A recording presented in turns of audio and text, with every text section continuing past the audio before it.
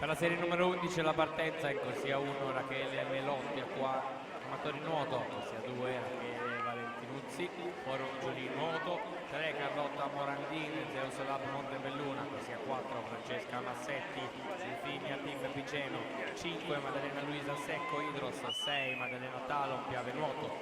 7 Giorgia Masiero amatori nuoto, corsia 8 Nicolo Rosi Acquambiente.